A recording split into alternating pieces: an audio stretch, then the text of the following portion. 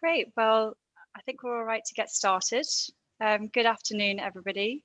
And thank you very much for joining us today for the WPA's post-AGM webinar, where we're going to be discussing the WPA's priorities for the year ahead, followed by an opportunity for Q&A towards the end.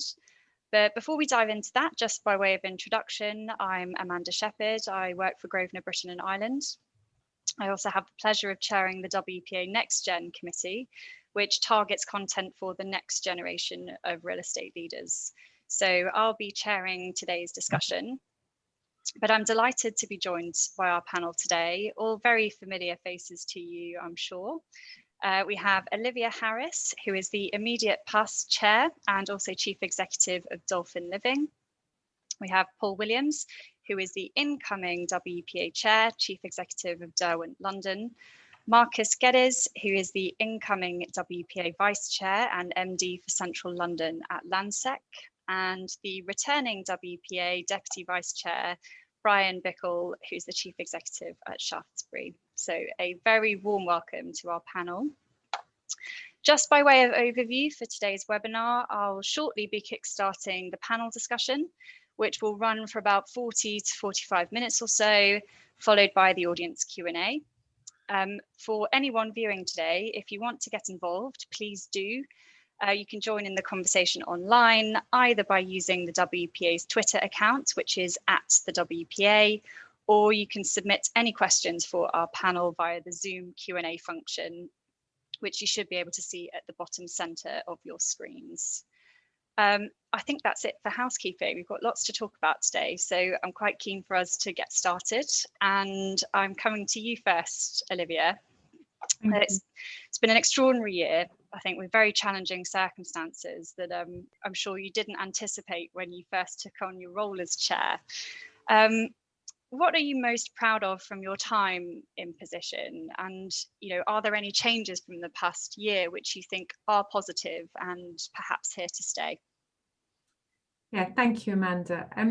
You're absolutely right. It's not been the year that any of us expected. And there have been some amazing positives that have come out what has been a really turbulent time for so many. I'm particularly grateful that I've been able to work with Paul and Brian as part of the leadership team this year. The different sectors that we work in, so I'm from a residential background, Paul is working largely in offices and Brian on food and beverage and retail, have all been impacted differently over the past year, meaning both Paul and Brian have been a huge source of support and wisdom to me. I've really enjoyed working with the executive team, and it's been a privilege to see how they've responded so positively to the changes in working practices and how the WPA engages with its members in webinars like this. A key piece of work during the year has been participating in Westminster City Plan Consultation. And given its importance in shaping development over the next decade, members rightly expect WPA to advocate for the property sector. And we now have a city plan which is flexible and pragmatic. And whilst we don't agree with everything with Westminster City Council, we're confident that we can work together to help deliver the benefits that this city plan brings to both those who both live and work in Westminster. I'm particularly proud of how we, the property sector, have worked with the City Council over the past year in response to the pandemic. And I firmly believe that this has paved the way for future cooperation and collaboration for the property industry to continue to deliver the future of Westminster and improvements to the public realm, air quality and sustainability, as well as in the beautiful buildings in which we live and work. So yes, some what I think are real positives, and I hope that they will endure. Yes, no, thank you, Olivia. And I think the whole panel will concur on what a great job you've done over the last year, especially with building that relationship with Westminster. So it seems quite timely as we sort of look to your successors, Paul, Marcus, congratulations firstly on your new roles as chair and vice chair. I think by the sounds of it, the road ahead is sure to be an interesting one for you both as Westminster focuses more on the renewal and the recovery. What are you most looking forward to working on as chair and vice chair? And perhaps, Paul, you can go first on that one. Well, I think one of the things I'm looking forward to is building on the success that Olivia's done. I think one of the things that's changed over the last 12 months or so is the fact that our relationship with Westminster is so much more improved. There's ability to listen on both sides. and I think we were a little bit worried a few years ago the direction of it, but I think what Westminster do is take WPA very seriously. They know that we've got something to add, and then we're looking to be supportive. I think the work that we did on the EIP was really good. I think we made some good changes there, but I think support we're giving the council where they need support is really important. So things like, we want to see affordable housing. We want to make sure that our ground floors are active and our retailers and restaurants are supported. And I think there's a big job to do to work collaboratively with that. So if I think of the change of tone that's happened over the last 12 months and the sense of collaboration and cooperation, and that's what I'm looking forward to. I think Marcus will do a great job supporting me. I think I've got Brian as well, who has done a brilliant job over the last 12 months. And we all bring something differently. But I think, we often, I'm sure Brian and Marcus has the same thing. We have staff interviews and they say to me, "So Paul, why did you become successful?" And I said, "I don't know. My mother's greatly surprised. But what do you think brought the attributes to being successful?" I said, "The ability to listen." And I think one of the things that we are good at WPA is to listen and then influence. And I think that's one of the opportunities going forward. There's a big rebuilding needed in Westminster going forward. For Derwent, we don't have much restaurants and retail, but they're very important to us, what we do. And we want to see that brought back successfully. So some of the things we've been doing with alfresco dining, we need to encourage. I think there's a big discussion to have about net zero carbon going forward. I think we can be part of that discussion, that story. So I think, we've set out our 4 pillars, and I think they're very, very important. No doubt we'll touch on those later. But I see out of problems, there are opportunities. So I think there's an opportunity to influence and create some jobs for those that need jobs, and hope with the rebuilding. Absolutely. And what about for you, Marcus? Do you echo some of that? Of course, I echo the chair on that in every way. And I'd say that, from this, from what the deepest problems that 2020 has brought, there will definitely be opportunities for the WPA. It's got a tremendously broad and deep membership base. And I'm looking forward to, really trying to doing what we can to galvanise the membership in that sort of call to arms on the 4 pillars. I think there's a great opportunity for us to work together there. And as many people have said, around our stakeholder group over the year, it's incredible what's been achieved working together, getting through 2020 in the pandemic. So I think that's really exciting. I'm also looking forward to working with the folks on the screen here. I mean, as Charles Begley and the exec team has reminded me, this is a volunteers club, and I think it's important when you're into that sort of space that you enjoy and respect the people you work with. So we've got none better in Paul and Brian to work with on that. So I'm excited about that too. Brilliant. And actually, it's quite timely to probably pick up on sort of the WPA 4-pillar plan. One of those key priorities this year is about supporting Westminster's economic recovery from the impacts of COVID. So, Paul, in your view, what do you think Westminster will need from policymakers and our businesses to ensure that the West End still remains the global, the vibrant, the successful district that it held before, and that still makes it really attractive to a broad demographic?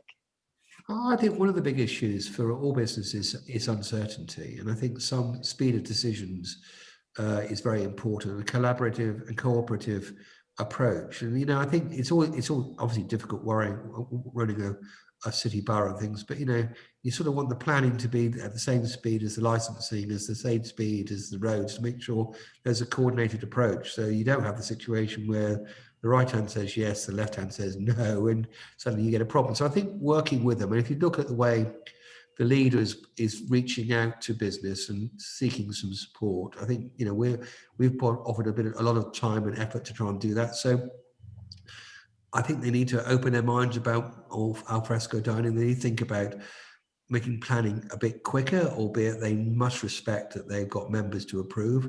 They've got to understand that actually good development is good growth, and that will create jobs for all sorts of people across all ranges of society. And actually creating the right product, particularly net zero carbon development, is really important. So hopefully the planning can continue to be supportive in the right way. I think of the way we as WPA responded on the EIP, which is effectively mostly supportive, but we were able to persuade them that their tall buildings strategy was wrong. It had to be the right strategy in the right location. We were supportive about the affordable housing. So I think it's going to be a continued dialogue to help support recovery, but making sure that we're not stuck with a lot of paper holding us back, and actually decision making is quick and effective, and encourage people to want to invest in the borough. And that's you see the amount of money that is circulating London at the moment. I think, like Frank, I think there's about £48 billion wanting to invest into London. Well, let's hope a lot of it comes into Westminster. And what about the importance of getting the workers back to the office and the tourists back into the West End? Well, unfortunately, I think the tourists will take a bit of time with travel, but I think getting the workers back and will be important. I'm sure others have done the same thing. We've done a survey across our portfolio prior to our results, and the response from the third lockdown as wanting to come back was quite dramatic from the previous two surveys that we did, that people want to be back, they feel they ought to be back, and they've missed so much of the thing that London can offer, whether it's culture or restaurants but also productivity. So, we've surveyed our top 50 tenants. They represent over 50 of our income. And the response was 100% said, we'd like you back. They'll be back in a slightly different way.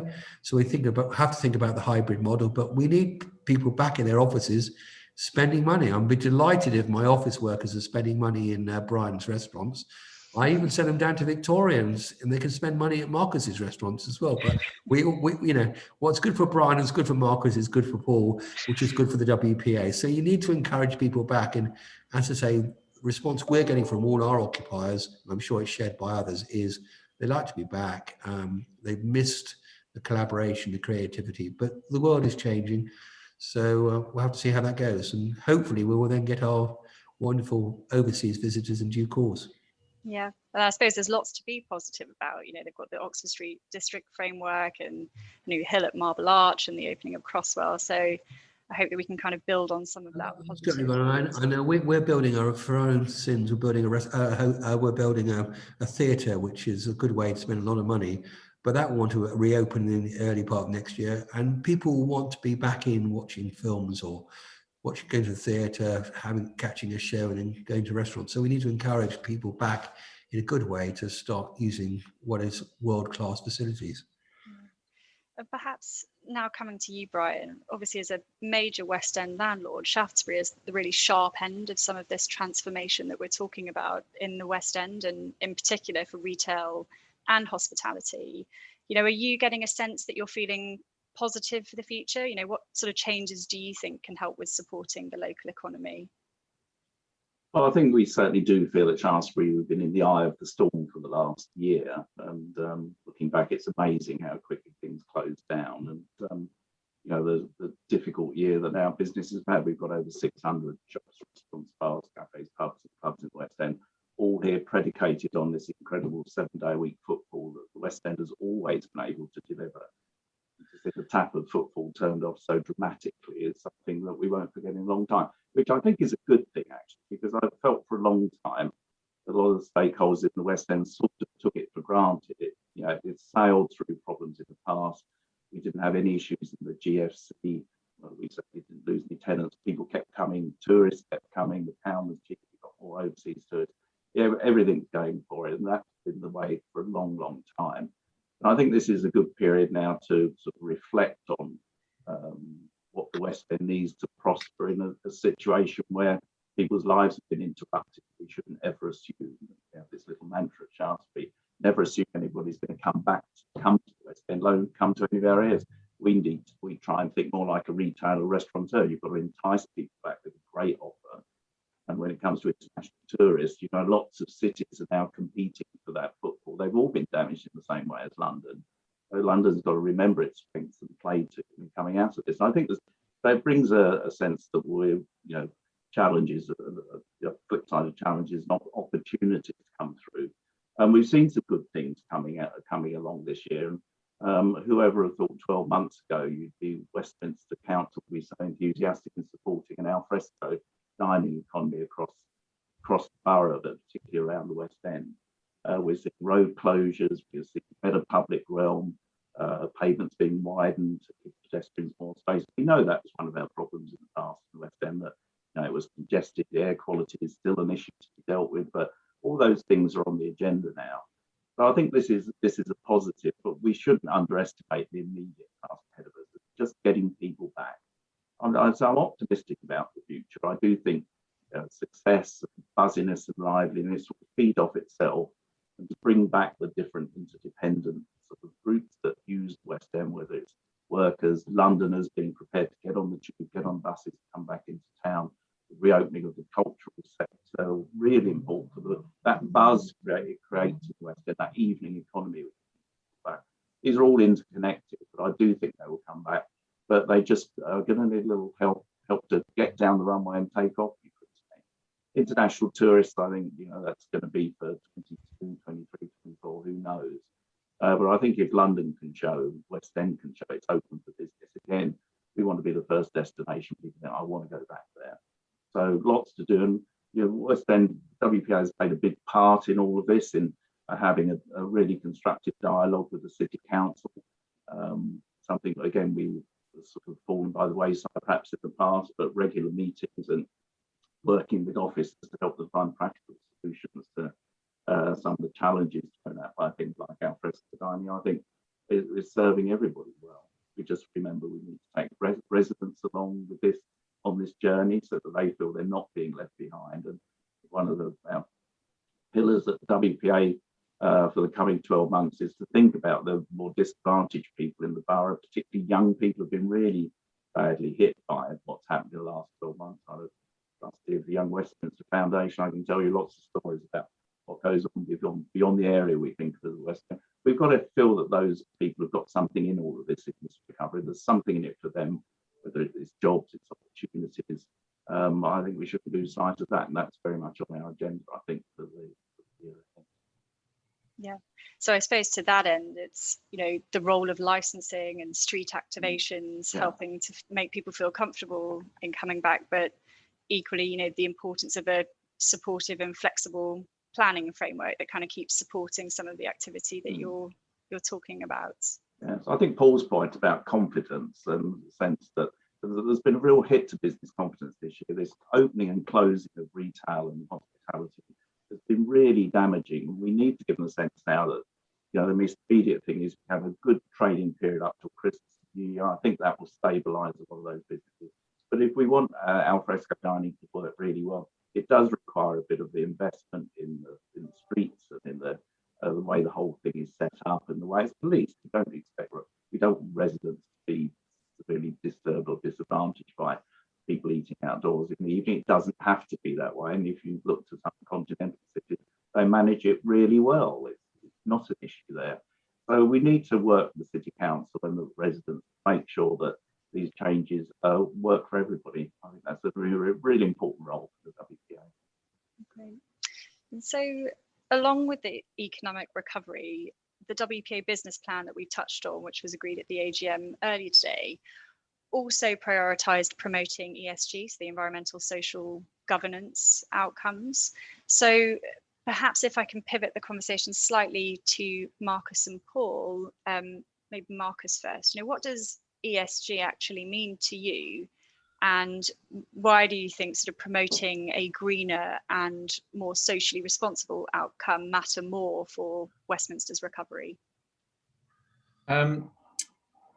Focusing on the E and the S perhaps in this response, but the environment, as Paul said, the climate crisis isn't going away because COVID arrived at our doorstep, and the ambition to come out of this current crisis greener and better is absolutely clear, I think, across the board. And fundamentally, our stakeholders, our customers, our people who use our spaces, they're all demanding it as well. So it is happily becoming self-fulfilling in a way that it was a bit of a drifting topic, I think, in the past. I think this is a really important issue for everyone. And it's important because it's the right thing to do. It's important for the generation that follows us. And it's important, as I say, because the residents and the customers who come in and use the West End on a daily basis are demanding it. So it's really a sort of there is no choice in this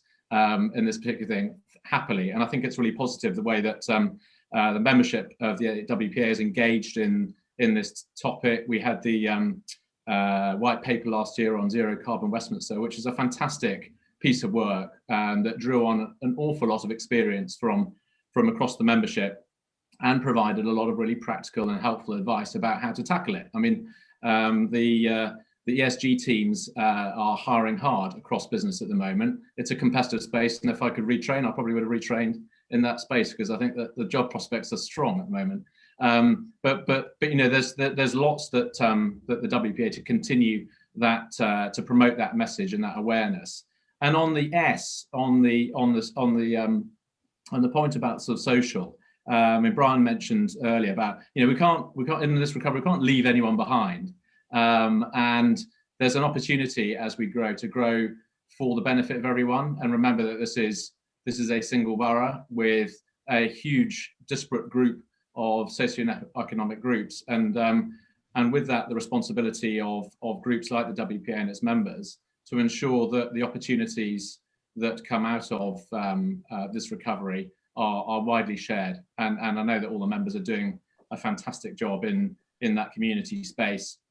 Just as an aside on environment and green spaces, and Brian also mentioned air quality and greenery. I mean, the development community is getting better and better at providing that green space and that open space and that amenity space. But one highlight that I just wanted to bring to the listeners' attention was, having been locked down and out of London for so long, did you find that when you went back in, there were sort of some little lockdown nuggets that had happened sort of whilst you'd been away, so to speak? And one of those was down just off Westminster, in Westminster, just off Victoria Street at Christchurch Gardens, which had been quite a sorry patch of mud for a number of years, with a lot of rough sleeping. And actually, you know, with a combined effort of the Business Improvement District, the local authority, Westminster, providing the funding, and some of that funding coming from 4 schemes in the area over a period of time, the place has been transformed. It's provided an environment that's attractive for residents, visitors, and office workers. And it's a really good example, I think, of the opportunity of working together and bringing together the capital, the developer who's putting up the 106 money, and the bids to spearhead the change. And the outcome is terrific. And I went past it probably in December when I was last in the West End, and it's great. And you know, the more that we can sort of see that sort of initiative come through across the borough, the better the place it'll be. Great. And I suppose, Paul, do you share similar views to Marcus? Oh, very much so. Well said, Marcus. And I don't think climate change is a choice. I think it's a positive choice. We've got COP26 happening this year in this country, so that's a big opportunity to shout a bit more about this. You know, all our roles is really turning brown buildings into green buildings. And one of the things that I'm excited about is how we can influence occupiers' behaviour as well, reduce their carbon footprint. Green buildings, all electric, not gas, and all those other things. So there's a great positive story to be talking about that. And I think this is an opportunity rather than necessarily a challenge. Green buildings should be worth more than brown buildings in future and all the rest of it. And also we've got to think about the world going forward. I also think on the social side, you don't have to go far from Mayfair or Belgravia or Victoria to find real poverty. And I think one of the problems we have with the media and the thing about London is it's just seen as a rich city full of rich people. And actually, I think of some of our holdings near Paddington, there's some poverty quite close by. And and we've all got a responsibility to help those people that need some help. And I think if there was a COVID bounce, you would see how society has behaved over the last 12 to 15 months. If you look at what's happening with the vaccination, all the hundreds of thousands of volunteers who are just getting out their time to help other people, and maybe hopefully we'll grab some of that. And I think WPA, we do a great job. We just got to take that attitude and start making sure that we continue to support people. And also maybe explain a little bit better what we do, better consultation, particularly respective planning. So the members can understand better the things we're trying to achieve. We're in it for the long game, not the short game. Yeah, I think that's a really important point, Paul, and especially on the clarity of the communication piece, and it's bringing people along with us, not just sort of telling them this is how it's going to be done into the future. But perhaps if I can now turn to Olivia, slightly different topic, I suppose, but for you, Olivia, you were the first female WPA chair, and under your leadership, the committee structure of the WPA was reviewed and a new diversity, equality and inclusion committee was set up. So the Dni Agenda is the final pillar of the WPA's 2021 to 2022 business plan. I suppose from your perspective, how do you think diversity improves us as an organisation and its work, and where in your view do you think we'll need to really focus our efforts to make the industry more inclusive going forward? Well, I think diversity improves us because in order to serve the communities in which we own buildings, we need to be representative of those communities to understand their lived experience in buildings. And I think in recent years, the WPA has made really good progress. We've got more women on the board and as chairs of our committees. And the launch of both our Next Gen and senior advisory groups have brought in diversity in terms of experience and age of sort of contributors to the Westminster Property Association. So I think that's been really positive. We've also recently published the first of our Next Gen diversity guides on gender, and I was really privileged to have the opportunity to review the final draft of that. And that's something that's particularly sort of dear to me because, you know, I was hugely fortunate that I had the opportunity to work flexibly whilst my children were young, and yet I've still managed to get what I think is a really wonderful job. Now they're old enough to be, you know, in school full time and a bit more independent. I really look forward to reviewing more of the diversity guides that will be published, and seeing what other things WPA will also be using these diversity guides to advise members, as well as increasing the diversity within the WPA itself. Fantastic. And do you have views on that too, Paul? I think that change was needed some time ago, and I think we're a little bit of catch up really. If I look at my board, you know, we've looked at gender balance for some time now. We're a much better board with diversity on it. We think differently and behave. So it's much more enjoyable, and we're more successful at it. So I was very keen when I looked at the 4 pillars for us going forward that diversity and equality and inclusion, it was very much at the forefront of that. And we've got work, we've got to admit they've got more work to do. They were doing well on the gender, or better, but we're doing less well in other areas. And I think there's some stuff that we can be doing. Got to think about wider society. So I think it's a really important element. And I think, you know, I don't see it as a challenge. I see it's an opportunity. And, you know, and we've got you as sort of head of our Next Gen and all the rest of it, offering great leadership. So it's fantastic. So no, I think it's really, really important. So and I'd also obviously thank the support provided by Gardner and Theobald to give us some help on that. So it's gratifying, but let's not count our chickens. I think there's some work to be done there really. So I think there's a question for you, isn't it, Amanda? Always makes me nervous. Shall I make it a very difficult question? Oh. Yeah, go ahead. I'll see how I can do. Oh, I think we've lost Paul.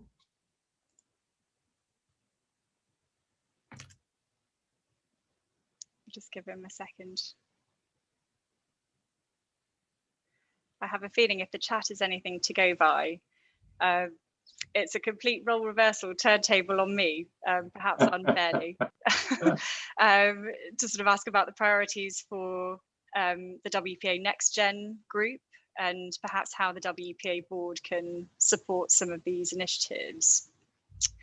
You know, and I don't just sort of say this lightly. I suppose it's, for me anyway, such a privilege to be chairing the Next Gen committee at a time when it's so pivotal for change in our industry, especially given the sort of challenges and uncertainty around everything that's happening. And I suppose from the sort of Next Gen perspective, what we strive to do as a committee is, you know, be a connector of people, but also a source of information. So the way we've structured ourselves this year is to prioritize those themes into 3 core work streams, which are how to, come to, and speak to. And the how to will be largely sharing blogs and material to educate our audience. The come to is all about the sort of hosting of events around topical issues in industry, you know, through the lens of being more innovative and forward-looking. And the speak to is really how we demystify all the roles in property to try and break down some of those perceived barriers to access. You know, not everyone working in the property industry is a real estate agent, believe it or not. But I suppose on priorities, a key one for us will really be about reconnecting people.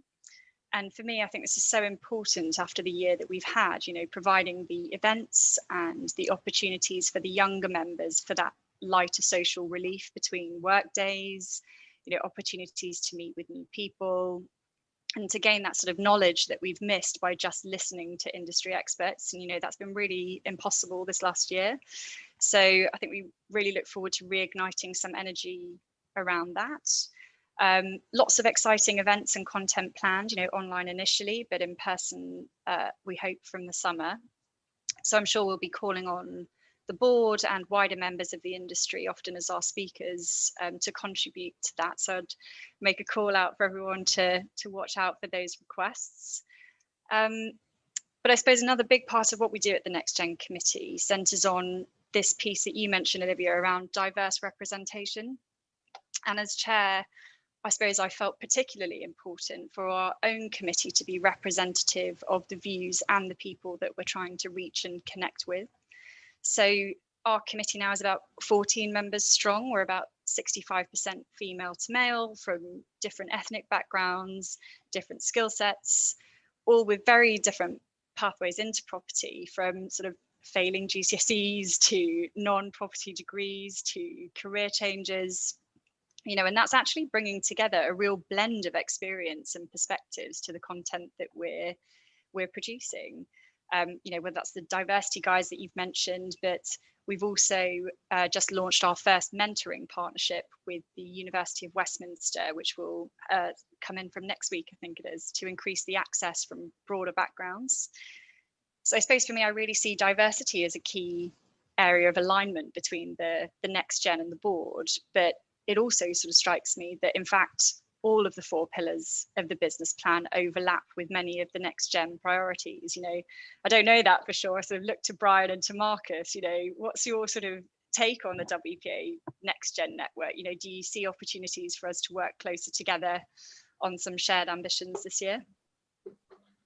Well, if I can go first, I think it's absolutely critical that, you know, the more senior members of the industry listen to the next generation. You have a different lived experience to us, looking at the world through a different lens. I think if we're really serious about this diversity agenda, we must have the broadest of conversations.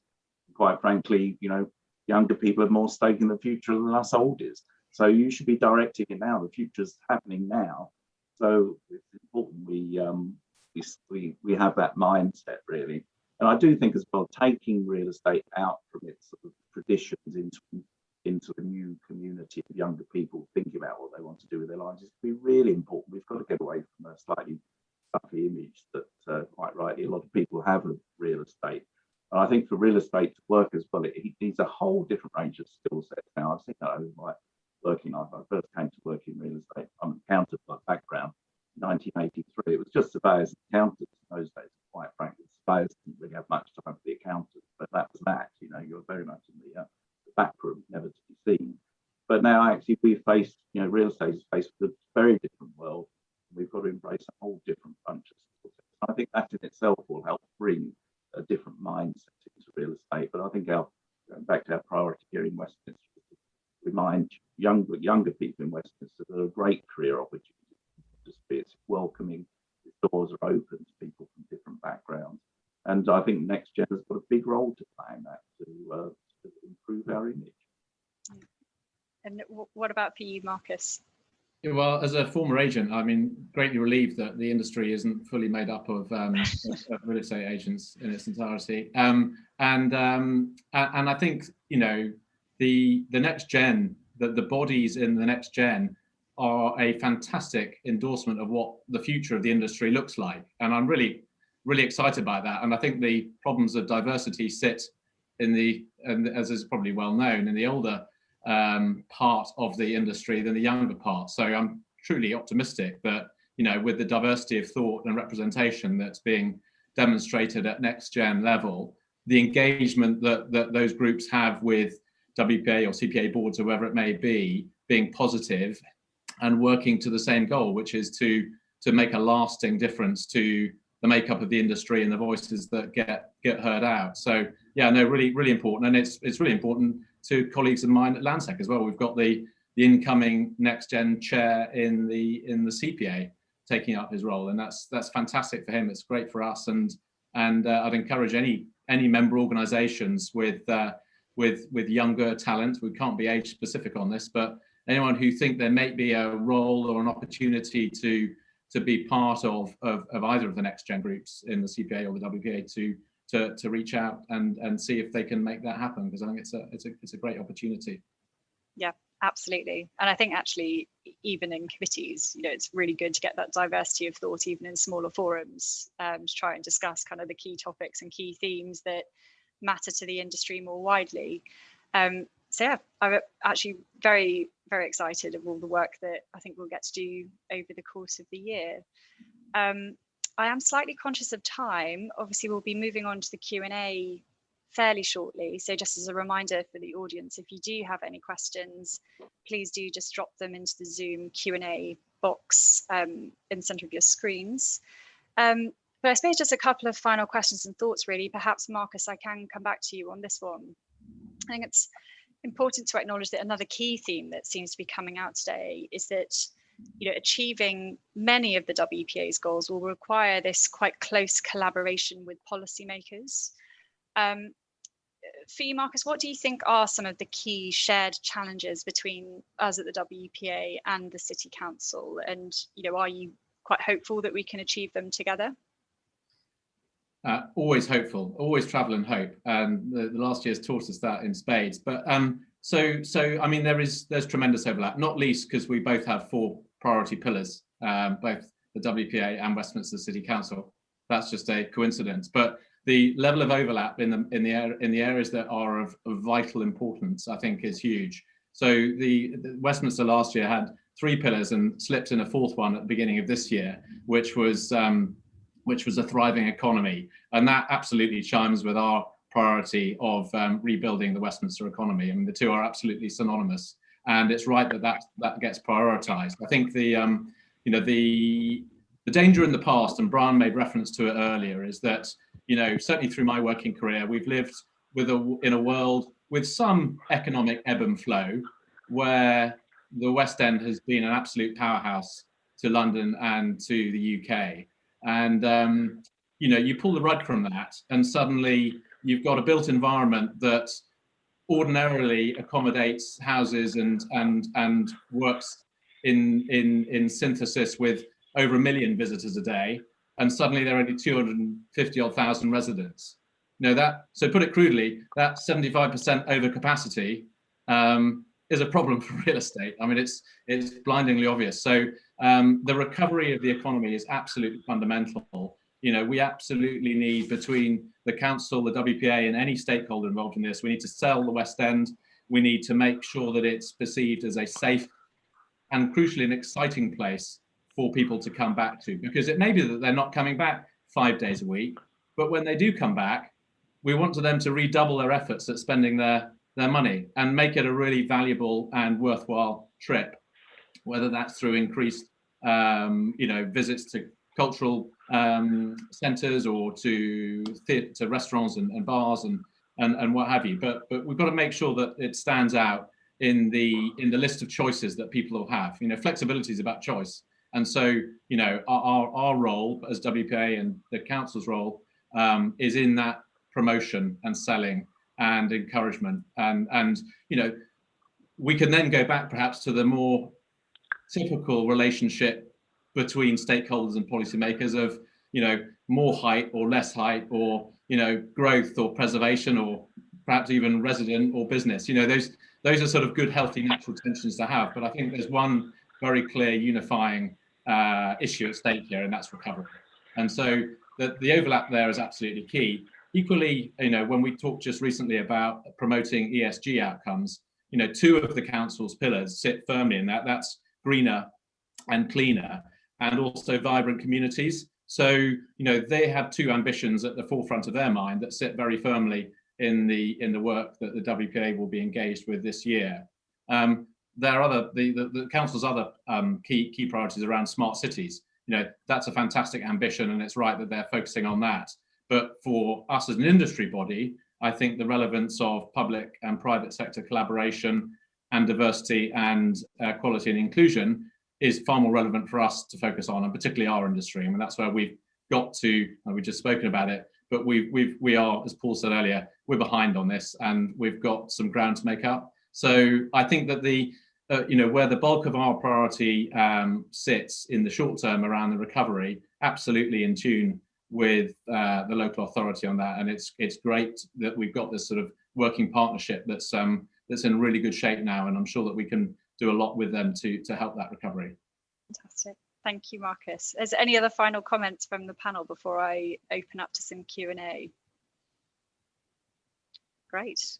I think this first one actually is for Olivia. Any advice for the incoming chair and vice chair about leading the WPA, and a particular highlight from your proudest achievement of the last year? I think Paul's already said listen. As well, the WPA is a really amazing organisation with a huge range of skill sets. It's no longer just accountants and surveyors, and so you have a huge resource upon which to draw to get advice, get support, and my experience is that people have been really willing to give that advice and support, so to draw on that support. In terms of achievement, I've already mentioned one, which is the improved relationship with Westminster City Council. I think that's been that's absolutely key to the Westminster Property Association, and I think as well, and this was started before I took over as chair, but I work for a charity. I'm chief executive of a charity, and I'm really proud that the property industry has taken the time and making the effort to show its sort of softer side, show how it can work with those that live around the properties that they own, and what it actually does for the wider community. And I think that that's something that really has come across in the past year, and I'm really proud that started to be, I hope, to be recognised. And we've had another question come in. Brian, you've mentioned this devastating impact of lockdown on young Westminster residents, and I think that was a sentiment echoed by Paul about local property. I suppose starting with you, Brian, really, how should the WPA better engage and support young people from disadvantaged backgrounds to ensure they can access these opportunities from the growth? I think it works on several levels, really. I mean, between us all, members of the WPA, have a huge occupier base, and it's one way of doing this is to engage our tenants in this need to employ local, give local young people opportunities, all those sort of things. They're on our doorstep, and most of those businesses, certainly with a plethora of smaller businesses, they need to be helped to do this. I mean, I think we don't know. We've lost an awful lot of London residents from overseas who seem to have gone back. We're not sure how quickly they're going to come back. There are likely to be shortages of labour in the West End, so we should perhaps look around the borough and encourage our businesses to look around the borough. But I think as regards our industry as well, I think there's an opportunity now to reach out to younger people in the borough. We should be going into schools to tell them what this industry is all about and the different careers people can have. And it's great that we're starting with the University of Westminster, but actually going into schools for young people who perhaps can't contemplate due to financial issues a university career path. Actually those young people should be helped as well. So lots to be doing there, but I think we realise it needs to be done as part of our giving back to Westminster. Absolutely. And I think we've got Paul hopefully now dialed back in on the line. Do you have anything to add to that, Paul? You may be on mute. If not, I think we'll look to take the next question. But I suppose, Brian, to your point, I think. Oh, we got Paul. Hello, can you hear? I'm back, I think. Great. I've decided. I put some money into the meter and paid for the electricity for the computer. It seemed to crash for me, but anyway, right. And anyway, so I'm back for your sins. Right, far away. Well, Paul, I think it was just a kind of catch on from the question that Brian had just answered about sort of supporting people from disadvantaged backgrounds within Westminster to make sure they can capture opportunities for growth. We've mentioned some of the work through the Next Gen networks, but do you have a particular take on that from sort of Derwent London side? No, I heard what Brian was saying. We've all got our community groups, and we have our funds that we've been supporting Westminster, and for many years we will continue doing so. We've all got a responsibility. We want to get people back. If you look at retail restaurants, these people are not paid an awful lot. We want people back in employment, as well as giving some profits to the owners of those shops and restaurants. So we need to encourage that and support our wider communities. So I heard what Marcus was saying, and also for Brian, I endorse exactly what they've said. I'm just sorry that technology didn't get me back in. So, we've got a big challenge ahead, and we're going to do our best.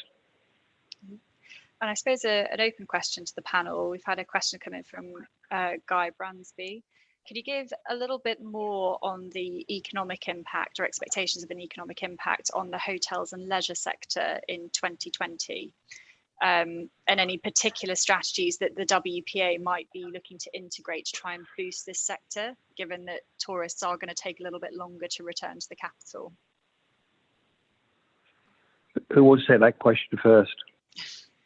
Well, I suppose I'll go first. I mean, with Shaftesbury, we don't have any hotels, but we have an awful lot of hospitality in form of restaurants, bars, cafes, pubs, and we've gone out of our way to support those businesses. I mean, football and cash flow is their lifeblood and turn off. And when it came back during the summer, the capacity was way below where it should have been. Football only got 50% at best. There's nobody back in the office, no overseas tourists.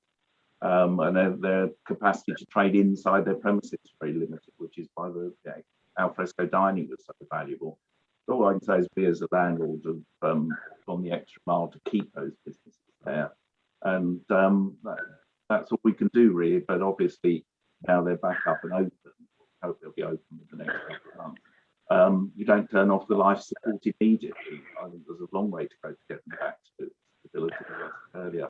We need an undisturbed and improving position for them, the economy from all the way through into next year. And who knows what bumps may be along the way. We're just as all assuming this we can't be certain. So I think that sort of commitment to tenants, I think the enlightened way is to accept that we will carry on supporting for some time to come, really. And then when we do get back to normal, it's not just the West End's just take the West End's fine. We've got to work together to carry on promoting West End to get the international tourists back. Absolutely. I think that's right, Brian. I think we've got to be supportive for longer, well beyond the end of the lockdown, because we need people to survive through this. And I think a lot of other responsible landlords or members of WPA will continue to do so. And whether it's rent-free periods or deferments or help, and obviously we've been also talking about rates and other things that maybe more government could be a bit more supportive. And speaking personally, I know the moratorium has been extended, but as a responsible owner, it's a bit irrelevant to me. I want to make sure that our tenants survive and get through this, so that we can get back to what was a very vibrant area before. We've had a question, not similar to that, but related to about the autumn changes in planning and use class around permitted development. I suppose maybe Marcus, perhaps you can lead on this one, but do you think that those changes to policy can help us to restart the rest of the West End? It's part of the armoury, isn't it? It's part of a flexible response to what lies ahead. Now, as Paul and Brian have said, I think all responsible landlords are doing absolutely everything they can to ensure the survival of the occupiers in their space. It's sort of something that landlords want to get hold of these units back because there isn't rent being paid. It's an extraordinary myth, I think, that gets perpetuated in strange places. But it's we're all doing what we can to support the use, but the reality is, and we've seen it through insolvencies and CDAs that haven't worked, and there will be an increase in void units at the ground floor across the West End. And I think part of the sort of flexible response is for us to work with the council to think about what temporary or long-term use changes might be in order. You know, a number of member groups are working with the council and London partners on how we can attract new brands and new incubators and new concepts from overseas and within the UK to the West End. And you know, we'll be pushing with the leader and you know, planning flexibility, which has been so successful for the alfresco dining, I think moves across to some of the other ground floor uses that where we might see some increased volume. Paul's still with us.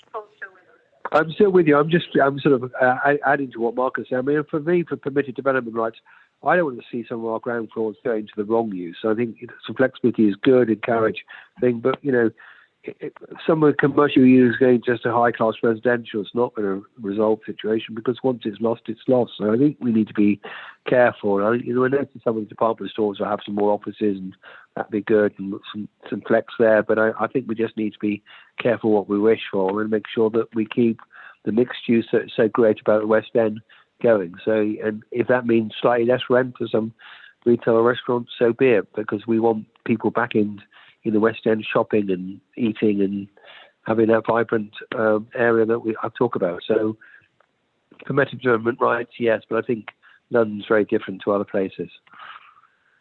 And there's been an observation on one of the Q&As that perhaps as a panel we sound quite upbeat about the recovery post-pandemic, which is obviously encouraging, but you know, clearly in front of us a lot of sectors are really suffering, you know, whether that's retail or entertainment or hospitality. And you know, is our emphasis perhaps more on survival rather than the growth? So with some of these sort of high profile closures that are ongoing, you know, what's your view on the type of Westminster that people will be returning to? You know, is it going to be permanently different to what we've been used to before, or are we sort of at risk of looking through sort of rose tinted spectacles? I suppose is quite a provoking question. So Paul, do you want to take the reins on that one? I don't want to be unrealistic. We've had a substantial damage to the London economy and the UK economy, but as lots of other major cities have done. But I think it's going to need some collaboration and cooperation, but also a bit of confidence. I think if we just sit there and look at our shoes and feel that there's nothing to be done, we won't get that. We won't get that encouragement back. I know from an investment point of view, London is still seen as a massively successful global city. People want to put some money there, but it will involve collaboration, cooperation with all sorts of stakeholders. And the world is changing anyway. You know, COVID has taught us that, you know, agile working, etc., like that is an acceleration. But the idea that permanent working from home is a solution, as a well-known and Mr. Solomon said of Goldman Sachs, is an aberration. I think we need to encourage people back to work. It will take some investment for Brian and I particularly, who are a bit older than the rest of all your listeners. We've seen many recessions. I mean, we've lived through the 80s and the 90s and the noughties, and you know, hopefully the West End will be resilient. Would you echo that, Brian? I think so long as we embrace the fact that the world is changing, or you know, the change has accelerated. We've seen probably more change in the last 12 months than 20 years before, and the pace of change is going to slow down. So I think we all have to have a mindset of adaptability and flexibility in looking at buildings in a different way.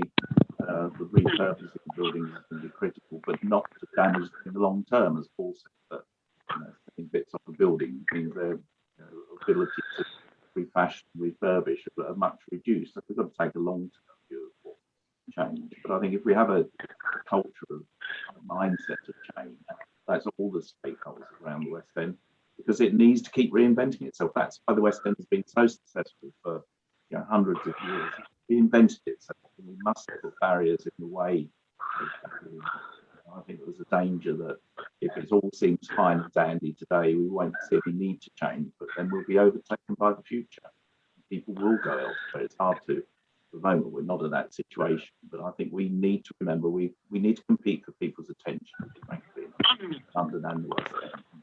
Politicians need to understand that as well. Not a given we're going to be this prosperous.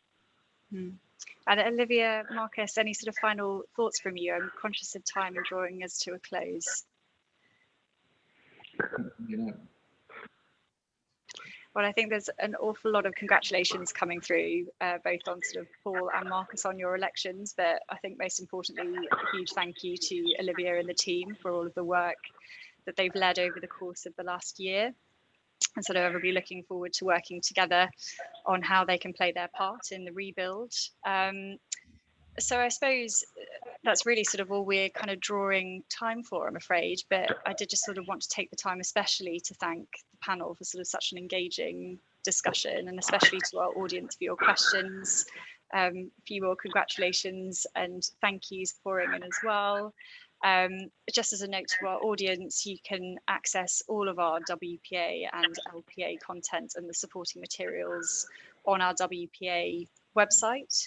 Unless there's any further thoughts from the panel, I'll be saying sort of until next time, stay well, and obviously we look forward to hosting you again soon. Hopefully in person. Hopefully in person. Couldn't agree more. Yeah. Thanks everyone. Good luck with everyone. Keep well, keep safe. Thanks, everybody. Thank you. Bye. Bye-bye. Come back to the West End, spend some money, we need it. Yeah. Quite right too, Brian. Bye.